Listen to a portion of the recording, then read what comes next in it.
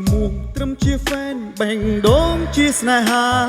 ឲ្យធ្វើយ៉ាងណាឬរួលាក់អារម្មណ៍ស្នេហ៍គេម្នាក់ឯងម្ដងសោចម្ដងលួចយំមិនហ៊ានប្រាប់ចំ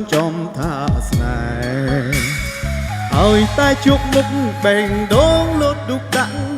លោតខុសចង់បាំងអភ័យមិនទេពេលអូនសួរនាំបងបែអៀនឡើងខ្វេរកឆ្លើយមិនត្រូវទេលោកអើយដឹងអូនជាតារាមិនខ្វះអ្នកតាមស្នេហ៍ឡើយតែបងមិនអាចដើរបកក្រោយលងស្នេហ៍អូនហើយជាតិនឹងលឹងពីហ្វេនបានអនបងស្បត់មិនអោយគេដឹងបើគេសួរថា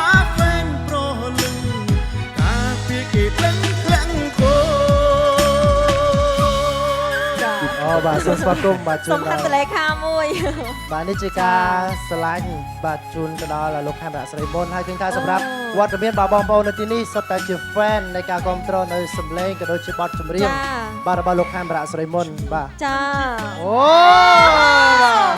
ចាស្វីតបាទអរគុណដល់ការចូលរួមដល់កម្លាំងចិត្តគ្រប់រូបភាពទាំងអស់គឺខ្ញុំ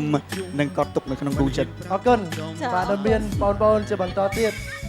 ចាឃើញថារំភើបចំនួនលោកខេមរៈស្រីមុនមែនតែនពោលថា fan ដែលគ្រប់គ្រងរបស់គាត់គឺច្រើនខ្លាំងមែនតែននៅបាទឥឡូវនេះមាន fan របស់យើងបាទឡើងមកលើវេទិកាបាទអូចាអរគុណច្រើនបាទចង់បានបានប៉ោះបងឯនេះចាបាទតែបងមិនអាចដើរបកក្រោយចាអូ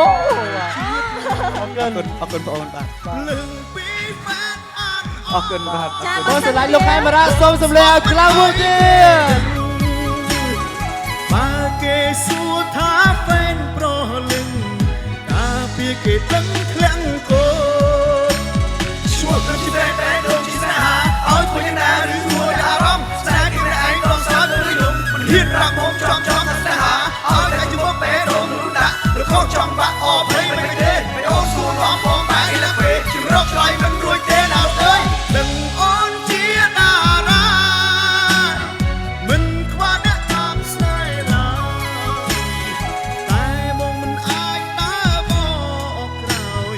លំស្នេហ៍អូនហើយជាតិនឹងលឹងពីហ្វេនបានអ